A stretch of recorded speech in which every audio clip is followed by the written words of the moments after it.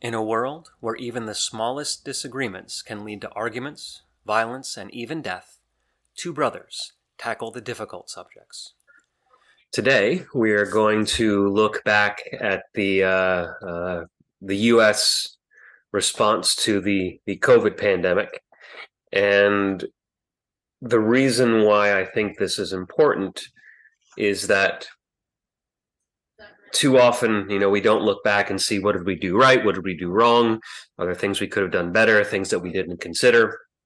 In this case, it's particularly important, although we often do it with things like the war in Afghanistan and 9/11. In this case, it's not just about assigning blame or credit for things that were done, but also because this is probably not going to be the last pandemic. Hopefully, it is the last one of our lifetime, but there's a good chance it won't be. We've had little mini scares before this, and so I think it's important to see, how we've done these things and how we can be ready for the next one. So, with that in mind,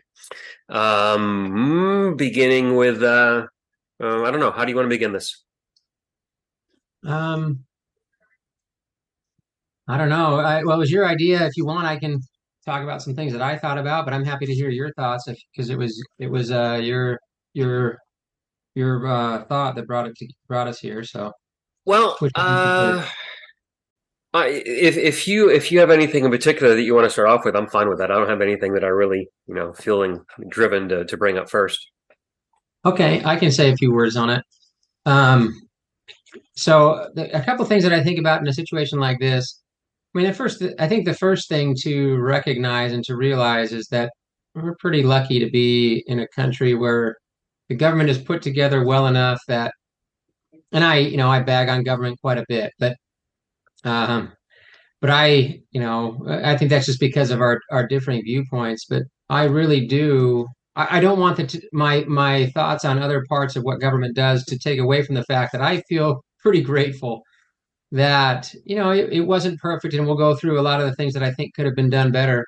To be a part of a country with a government that A is not authoritarian, so we have presumably in a democratic society there's going to be a pretty good attempt, a pretty great attempt to help a lot of people. And so there was a lot of benefit to not having an overly authoritarian government and one that is pretty well organized, that the economy can support giving people what they need, me and others to know that people are taken care of is pretty gratifying. That said, I would like to talk about things that could have been done differently. I think anytime in a situation like this one, because there is, it reminds me of other tragedies like 9/11 or financial crises or things like that, where there's a real danger that in trying to do their best to help, or at least trying to do a job to help, they can really overstep um, what they should be doing. And in the name of, I think when politicians or bureaucrats are searching for solutions, at times they want to be seen as coming up with solutions, as doing something. I have to show that I'm accomplishing something for people, that I can put on uh, my campaign, you know, brochures or whatever. I can tell people that I made a difference, that I did something. And so when we look back at this, I'm hopeful that we can spend some time at least going through some solutions, because I think there's a tendency to say, well, listen, we didn't really know what was going on. They had to do something.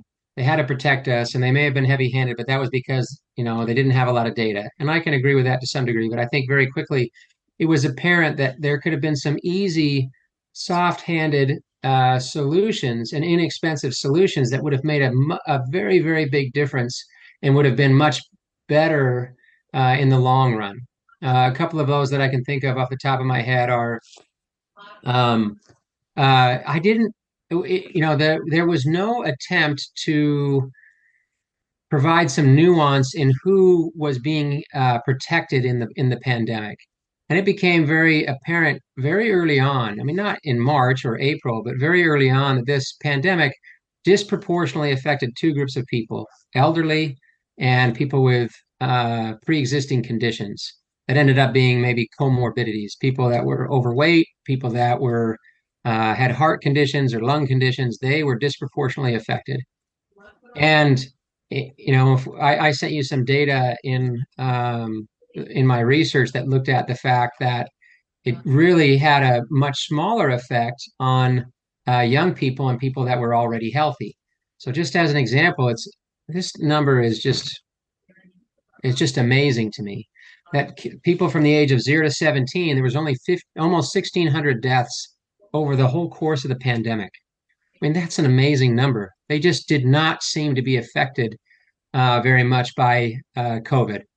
And obviously, if we had done things a little bit differently, more would have been, but they seem to be I mean, 94% of the people died were above the age of 50.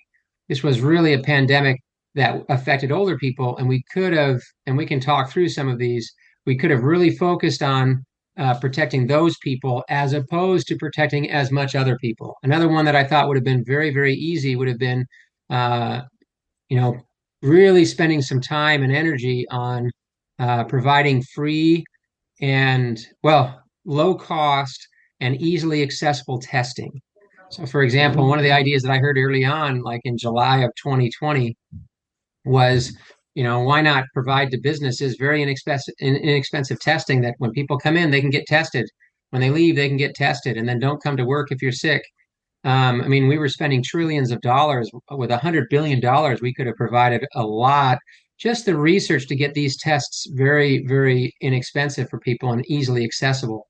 Maybe not in month 3 or month 4, but in month 8 or 9, we could have really focusing on that. We could have provided some really good options for people. And in the research that I sent you, there we ended up paying like thousands of dollars for individual tests. The government did because they were putting it through insurance because they didn't want to charge people all these different types of things. So I think, and we could talk about a lot of these different um, ideas that would have been less heavy-handed and would have had really great results. Instead, and part of it was, some of it was political pundits or politicians kind of blowing things out of proportion. We spent a lot of time talking about masks or talking about vaccine mandates. I think, one of the things that was done was, one of the things that I've complained about a lot was Fauci, how he admitted to misleading people early on because he didn't trust them. This distrust caused a lot of problems. And even things like that, just being open and honest, because then you're going to get people on your side a little bit and not create this division that happened. But I thought some of those were such easy and inexpensive and soft-handed approaches that would have made a big difference. But it's like they want to just force something or show that they're doing something much, much bigger than that. Yeah. First of all, I want to take note of the fact that you started off by um, appreciating and complimenting with the efforts that the government made, and I do appreciate that because I think, especially in these situations, it can turn into a big complaining fest. Look at everything they did wrong and never acknowledging some of the things that did go well, and so I appreciate that. I note that. And I do agree that there was a lot of times, this attempt to look like you're doing something. I remember at one point there was I was trying to get around some traffic and I took some very long circuitous route to do it, and then someone was saying, you probably would have been faster just to sit in the traffic. And I said, yeah, but it feels like I'm because I'm moving faster. I feel like I'm getting there faster. And I realized that I'm saying it as I'm saying, oh, wow, that's really stupid.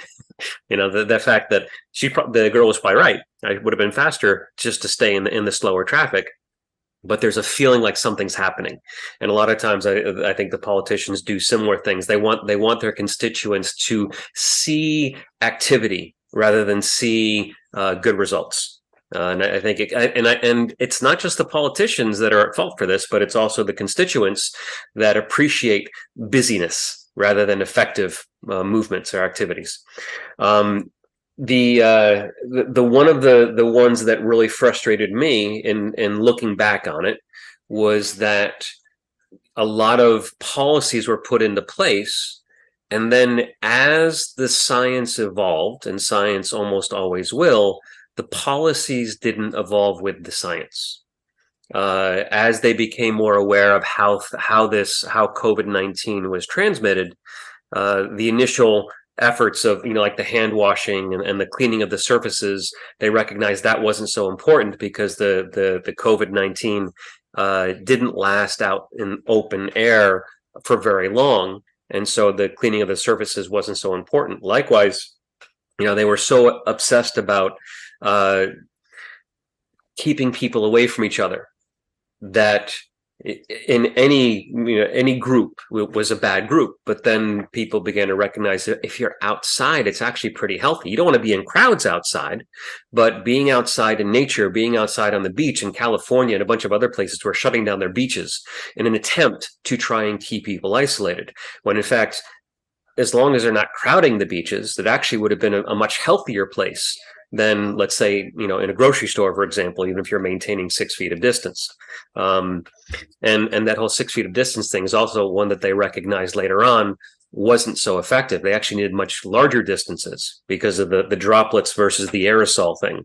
Droplets only go about 6 feet. But the COVID is actually more in the aerosol, much finer mist, and that it can travel much further. They were finding traces of it in the air ducts at some of these hospitals, and that's how in the beginning how it was being transmitted around.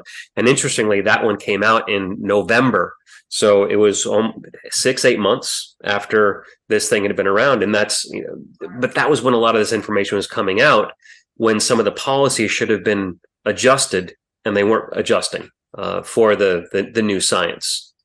And I think this sort of reflects what happens with government, is that they can be at times quick to act, but incredibly slow to adjust. And once recognizing that things can be tailored more specifically, I think it's maybe because it might be like an acknowledgement that they were wrong in some way, and no one likes to admit they're wrong publicly, especially when the public is the ones that are putting you in office. Perhaps, I don't know, but I think in general, admitting you're wrong is difficult. And I didn't address some of the issues that you brought up, but I've been talking for a little bit, so I wanted to give you a chance to respond or to add on if you wanted. Oh, I think, yeah, we're kind of in agreement so far from everything you've said. Um, and, the other thing is, it does seem interesting that I don't know what it is. Similarly, you were saying before, well, why don't they want to admit that they're wrong or change course?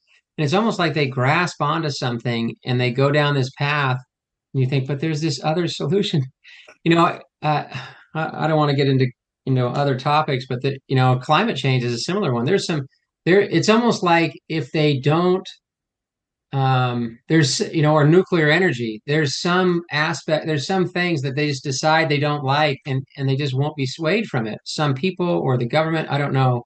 But yeah, like it seems pretty obvious that testing, if we could have really focused on testing early on, that would have been a great, and it took a long time to get accurate testing. And I have news stories in here about even that this one professor, that an economics professor that I read, he was talking about, they went and got his daughter had to get tested weekly when she was going to school.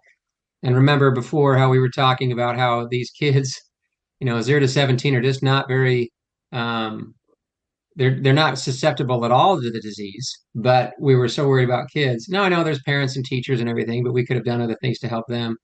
But anyway, he talked about going and getting her tested, and he got a letter from his insurance company talking about that they had paid $1,150 for the COVID test.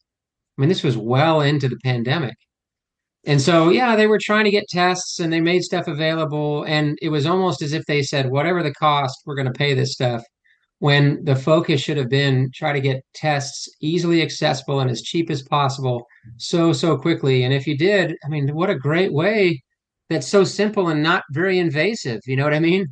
Because some people didn't want the vaccine. They were nervous about taking a vaccine that wasn't tested, that wasn't well tested in the long term.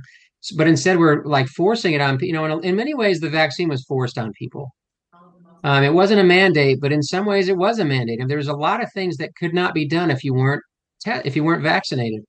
But I think it would have been much easier to give people the option to say, we have uh, this easily accessible, very cheap test that would have solved a lot of problems, but they won't change tack, look at this other one that is just so non-invasive. I don't understand. I'm kind of with you where I just don't get it why some things like that seem so obvious and easy just did not want to be addressed. Well, I'm a little more compassionate about the children, or the concern about the children, mainly because the COVID was fairly contagious. It had a high transmission rate, and so if you have and one of the things with the children is that while they didn't suffer severe symptoms, they were just as likely to catch the disease as anybody else. And so when you have kids that maybe are around the teachers, or you're asking the teachers just to go and put themselves in harm's way, and a lot of teachers, there are young teachers, but it tends to be an older profession, people that are in their 40s and 50s. There are a fair amount of people that are teaching at those ages, and so you're asking them to put themselves at risk. And then you have the fact that you could have a child that catches COVID, and then coming home to parents or even to grandparents who would then be really fragile in such an environment. And so I'm sort of torn with the kid question, because I recognize the fact that the schooling was really impeded in that time. And it's the first time that we've had a nation that pull kids out for a full year, in most states the entire population for a year, and I struggle to find a good solution to that problem, because of the fact that it was a contagious disease. No, I get that, but once again, I don't think that addresses. There's more solution. It's like everybody thought. Well, there's just two solutions. You either shut down schools completely, or you open them back up, and all these old people have to go to work and die. When I think there's a lot of gray area there. For example, if you have I mean, give people some options. Now, if you have one family, and let's say that their older elderly grandma lives with them, so you've got three generations living in the home. Maybe they have the option of, yeah, that person can get some remote schooling or something like that. But you've got some other families that, you've got a couple of kids under the age of 10 and two parents in their 30s, and they say, yeah, we're not worried. We want our kids to go to school. And then you go to the school and you say, yeah, there's some teachers that are older and are at risk. Let's, give them the option to not come into work or to do, they maybe focus on the remote learning or something like that. I thought there should have been a more robust response than just, well, either we shut down the schools completely or we open them completely, because there was a lot of gray area there. And I'd have been fine if we just said, listen, if you want to go back to work, and if they were just open with us and said, listen, we've taken a look at the data here, and so far it looks like older people are much more susceptible and people with pre-existing conditions are much more susceptible. You can make your own choice. If you'd like to return to work, you can. Otherwise, we're going to help you out, and we're going to do all that we can to help those people. If you're over the age of 50 and you're nervous, certainly over the age of 60 and definitely over the age of 70, we're going to do all that we can to protect and help you. And if you've got family members that are close to you that live with you, we're going to do all that we can to help and protect you. But other people, maybe we can start to go back to work. And I think you would have seen at least some of those people in those situations, teachers and otherwise, that would have returned. But instead, it was like this, you know, it's like either we're opening completely or not. That seemed like a false choice to me. There were a lot of options in between that were never addressed. No, that's a fair point. You're right. There wasn't a lot of options, and even in the states where they pushed back aggressively against the shutdowns and against what what a lot of the liberal states were doing, they were going the complete opposite direction. They also weren't offering the options. They were going just as aggressively in the direction of putting everyone back into regular population, regular activities. So no, yeah, it's a valid point. And I think it is worth also addressing some of the Anthony Fauci, and I don't want to get into the whole mask conversation, because you and I have hashed that out a couple times, and I don't want to hash it out one more time. But what was interesting is that I heard an interview with him a few weeks ago, where he was kind of washing his hands of the responsibility of the actions, where he was saying, hey, I'm just a scientist. I just put the information out there. It's up to the politicians and the bureaucrats to decide what to do about it. And I thought it was really interesting because, he wasn't taking that sort of approach in the beginning. He wasn't saying to Trump, "Hey, this is just information, Mr. President. You do with it what you will." No, he was pretty active in pushing what he wanted to have happen. But what's also interesting, and I'm going to call the press out on this, is that my recollection, and maybe it's not the press, maybe it was my remembrance of what was actually happening, was that my recollection was that Fauci was if we talk about the origins of where COVID came from, my recollection is Fauci and a bunch of other people were saying, "Oh, absolutely came from the wet market. That was the source. That was the animal to human transmission. It did not come from the lab." And so this week, as I was preparing for this, I went to go and look back. And first of all, it's hard to find because there's so much news. It's hard to find news from early 2020. When you go and do the searches, you get it from 2022 and 2021. But when I went back and found the news, when I could find actual quotes of Fauci, and I wanted him in particular, he was actually being a little more nuanced. It probably came. The most likely explanation is that it came from the wet markets. But when my recollection is when the news was reporting it, they were saying wet market, definitely not a lab leak, and that wasn't what he was saying, but it wasn't being reported that way.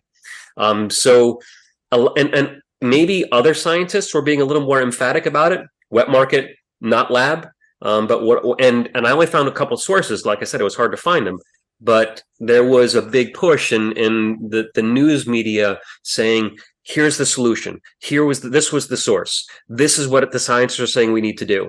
And I do wonder if we went back, would there be a little more caution in the words of some of the scientists that was being turned into a black and white conversation by the media?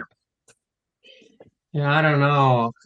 Yeah, I read a little bit about him, about Fauci, and he seems duplicitous. Like his talk, like he was asked specifically if there was any gain of function research, and even now, like there's been plenty of reporting that there was gain of function research funded by the NIH, and he's adamant that that wasn't gain of function research.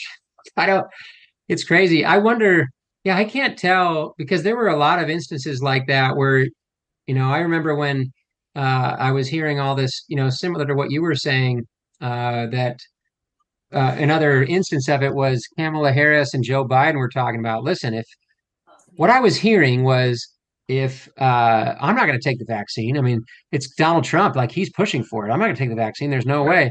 And the second they get into office, like, oh yeah, I've got to take the vaccine. Oh, we're the reason we're getting the vaccine now. Like we're going to look at all this great stuff we're doing with the vaccine. And then you go back and you read it and you're like, well, they didn't quite say that they didn't. It was like, well, I don't trust the vaccine unless they worded it in some way that kind of deflected away from the fact that they might take it at some point, just they didn't trust Trump or something. I don't know if that's intentional the way that they've worded it. And then, as you say, that the newspapers or the media comes out and blows it out of proportion. I don't know, but it's really frustrating when you go back and you're hearing all this stuff. And maybe that's somewhere where some of the division the divisiveness in our country comes from, because you hear something and it really gets blown out of proportion, and then you go back and look at it and like the source really wasn't as adamant as you originally thought. If I'm being clear, if I'm making sense with that. Yeah, yeah, you're right. I think that we as humans tend to simplify and summarize, and I do think that media in general will do that as well because you've got only so much space for a headline, and you're trying to get the information out, and you may further down the article present more of the two sides, the nuance, and everything else. But if I only read the headline in the first paragraph because I'm busy and I got to get to my the next tweet or whatever it might be, whatever next thing that I'm looking for, then I'm not going to get to the two sides of the argument. I'm just going to see the one. And so I Oh, I think think you're being very kind to the news media there. I mean, maybe, you've seen plenty. You and yeah, I have talked about plenty of instances where it's apparent that, on both sides, yeah, the right side and the left side, that they present stuff as black and white. They're taking a side as they present the issues, as opposed to just presenting like, well, here's the information, and they're taking a side and they're very biased in how they do it. Yeah, yeah, they are. Yeah, and if you want to offer them some space to some excuse, you could say, because they're not intentionally trying to mislead. Maybe they're just trying to simplify the article. But we know that there are times on both sides where they maybe are intentionally trying to make one person look a little better or one person look a little worse. And especially at that time in the White House, there was a lot of people on the left in the media that were against the main guy in charge, but were very supportive of some of the people that were on the science side that were working for him. And I think that they might have tried and been more than happy to put some of the responsibility of the failures on the main guy in charge, on Trump. And then, try and show that some of our scientists, like Redfield and Fauci, and some of the others had our best interests at heart, but they just didn't have the power to be able to do anything. And of course, now we have Fauci saying, "Hey, it wasn't my fault. It's not Yeah. me. Blame the other guy." Well, yeah, I mean, Trump in general, I don't like I just don't know who he is because the way that they've reported on him all the time is like it is so misleading. So there's plenty enough bad. They could have just told the truth, but that's where it's similar to what we were saying before, where it just breeds distrust. Just say what actually happened. Yeah. It's amazing how much his words get twisted, and they're easy to twist because he's kind of the way he meanders when he talks. Yeah, and there were times where he was he would say some pretty horrendous things, like maybe we should was it something about drinking bleach, or we should get bleach into our system. I Brian, I'm glad you brought that one up just briefly because I was looking at that. Okay. PolitiFact, no bastion of right wing thinking. PolitiFact, talking about that. It says that, and this is just a summary, and I've got the article listed in my notes, but the briefing transcripts, and this is the transcript of what Trump said in that day, when he was talking about injecting bleach. The briefing transcript shows that Trump did not say people should inject themselves with bleach or alcohol to treat the coronavirus. He was asking officials on the White House coronavirus task force whether they could be used in potential cures. Right. But even at this point, Well, like everybody thinks that he said stuff like that. We've talked about that before. It's the media, the way that they're presenting him and the things that he said. it's also the way that he says it, because I do remember watching the interview. He's saying, "Hey, what about the thing? We should. I'm not saying this is what it is, but maybe it's something we should look at." And that's the way he phrased it. Maybe this is something we should look at. I think there could be something here. And then the poison control centers reported a big uptick in people calling in and asking if they could do something with bleach. So you have the guy that's kind of vague and misleading, and you have a bunch of foolish people that are then saying, "Oh, maybe this is a good idea. Maybe I should be doing this." So no, it's not entirely him, but he has a skill to say things without saying things, or to imply things where everyone knows what he's implying, but he hasn't actually said anything. Well, I It's a think talent. that is the bias that I think that's the problem is the media thinks that way, that he's always trying to trick us, he's always trying to mislead us, he's using his words in different ways, but when you just look at what he actually said, it's not that. And so if you start with this bias that he's always trying to trick us and mislead us, it's funny because I listen to him and he does not seem nuanced and sneaky or whatever. He seems over the top and bombastic. Yet people kind of act, and he also it kind of wanders when he talks. So it can't be both that he's like this, over the top. How would you say? Always putting his foot in his mouth, but he's also this slick, nuanced, uh, person that can really put words in just the perfect way that can be misinterpreted. Like it can't be both. I don't know. If you go with the bias that he's always trying to trick people, then and that he's a racist, but he's trying to hide it, and he's trying to use all these word plays, then you report on him differently than if you just report on what he said. And what people should be doing is reporting on what he said. And even PolitiFact said that this is what he said. Now, I'll take the point that I'll go as far as to say it is confusing at times. And he meanders, and it is difficult to be the guy that's like trying to defend this weird. I would prefer to have to defend your words or my words, even though we're not the most eloquent people in the world, much more than having to defend Donald Trump's. But when you look at what he actually said, they often overstep and are just you know giving all sorts of motivations to, or inferring all sorts of things that maybe aren't there. You're right. There's he says something sort of vague and implying, and then next thing you hear on some of the media outlets is Trump says we should be injecting bleach into our blood. Which, of course, yes. So you're right. I mean, it does sometimes go too far.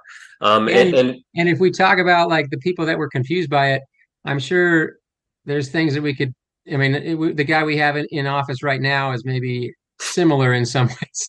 Well, and that's actually what I was going to say next is you have it happen on the other side where you hear people on the far right that are saying that he's senile. He's got dementia, and the next thing they talk about is how cleverly he's manipulating the media. Well, which is it? You can't be both senile and with dementia and cleverly manipulating the media. So no, Yeah. I get your point. There was one article I ran across where as we kind of move towards the end of this conversation, it was an article that was written by a scientist, and he was talking about looking back on some of the decisions that were made and some of the predictions. And he said, my wrongness is not a referendum on my expertise, but instead is the normal price to pay for making predictions in the process of science. And I feel like this is what's so important, is because in the beginning of the COVID, they were basing their suggestions and analysis not on COVID-19, because we didn't have any information on COVID-19. They were looking at related and similar diseases. Some of the other SARS-CoV-2, CV2, whatever it was. What are the ones that are similar? That's where they got the whole thing about washing surfaces, because there were other related diseases or viruses that would last for a very long time on the surfaces, and so we need to wipe down all those surfaces. But when they got the new information about the COVID-19 in particular, that's when they did an update. He said, as we reflect on ways to prevent the next pandemic, most conversations have been appropriately focused on improving the science of prediction. But science of communicating with the public is just as essential. And that's where I think there was a little bit of failure, both on the part of the scientists and on the part of the media, and then on the part of the politicians that were implementing some of those suggestions and recommendations. Yeah, yeah, as you said before, the normal people too. It was almost like trust the science. You know you need to believe the scientists and all this stuff. And meantime, it's also new. They don't really know what they're talking about. And so just be patient with everybody. And if people have different, that was the main one of the main reasons that I had such a problem with the vaccine mandate is it just seemed a heavy-handed solution when there seemed to be so many other softer solutions that would have that we knew so much more about. But I think, yeah, in general, the conversations became very heated as people were saying, well, I heard, it was almost like trust the science because I heard one scientist at one point or somebody quote a scientist say this, and so he must be right. When it was all so new, there was no way really to know what all the best solutions were. But it didn't seem like there was any humility or, tempering of opinions. It was everybody seemed so certain when this was the first time that this has happened. It was so different from that this particular instance had happened, and it was so different from other ones. Yeah. So I'd agree. Yeah, and I mean, what sometimes is forgotten is that the mRNA vaccine, this wasn't the first time it was used, but it was the first time that it was used on such a large scale. They had an mRNA vaccine for, I think it was Ebola, but we never had such a dramatic outbreak of Ebola, so we never really saw what the impacts of it could be. And so there was still some people who were rather nervous about using an mRNA vaccine, that it was going to change your DNA and that it was going to do all these crazy things to you, and and there were What was interesting about the vaccine discussion was it seemed in the because always in the past I rail against the FDA and I say there's too much regulation and many of these vaccines or solutions or medications take so long to get approved by the FDA. Why not just give people the option to let it happen sooner? Because in all these years of trials, there's people that want, a solution, but they can't get it because they're waiting for it to get approved. Just, loosen up the restrictions and let more people have access to these solutions that the drug companies are coming up with. And you'd say, well, what about thalidomide? I mean, somebody could be somebody could be there could be large groups of people that are adversely affected or die or something. We need to be very careful. The FDA needs to take their time. And then this comes up and we kind of switch sides. And I was like, well, people shouldn't have to take it. And you were saying, well, people should take it. And you were kind of a proponent. You were at least leaning heavily towards a vaccine mandate if necessary. And where I was saying, no, it shouldn't be. It was interesting how we kind of switched sides on it. I felt mine was consistent because I've always said, when I was talking about we should loosen the restrictions, not that we force people to take this stuff, but, is it just interesting how we, our viewpoints, or at least we took a different side of the debate than we might have expected based on our previous arguments. Sure. And the reason why I did, although it was a new vaccine, the process wasn't new. The process had been used before. And it's also worth noting that they had a vaccine within a week of having I think the genome sequence of Yeah, it the was like virus. January. They had it long before it ever came to the country. And the reason why it took so long to get the vaccine into people was the testing. I think there was like 6 months of trials, of clinical trials, and then they had to go once they knew that it was good. They had already started incubating and creating the virus for general consumption, but it takes a lot of time to wrap up the manufacturing, so that's why it took a little while. Yeah, so the vaccine came in quick. Anything you want to say to finish this one up? No, I think I'm good. Okay. Yeah, I hope we don't run into this again, but there's a good chance we will, and I hope we learn some lessons, and I don't just mean the politicians, but also or the scientists, but also the general population as well. Oh, About I would like to say, Brian, yeah, I second that fully because we do have a couple more minutes I can see. yeah, But I think the main lesson should be, or at least the main takeaway I think should be that uh, we should often, in when government is stepping in, especially in a serious situation like that, because in a serious situation like that, I think many times we suspend the normal restrictions we would put on government we would give them more control, not martial law, but something like that, where we say, hey, listen, this is an emergency, so we need to give them special powers that we normally wouldn't give them. sure, I think in situations like that, it's very important that we take a step back. Oh, I always think this is important, but especially in situations like this, I think we take a step back and say, what are the simplest, least invasive, least heavy-handed options that could provide us some traction? hmm I think that's what should be done, as opposed to jumping to vaccine mandates and rushing things and closing everything. Look for ways that we can find some common ground, and just like the testing that's less invasive. Um, when I got the vaccine and everybody's talking about how important the vaccine was, it was like they looked away from the fact that people that had already had the disease were going to have more immunity than those people with a vaccine. Like those types of things were ignored when I think they should be focused on look for easy, simple, non-invasive solutions in situations like that, and always when you're looking at government. yeah, and I think also important is that after an event like this, is that there's some assessment, going back and looking at it and trying to figure out what worked, what didn't work, and adjusting.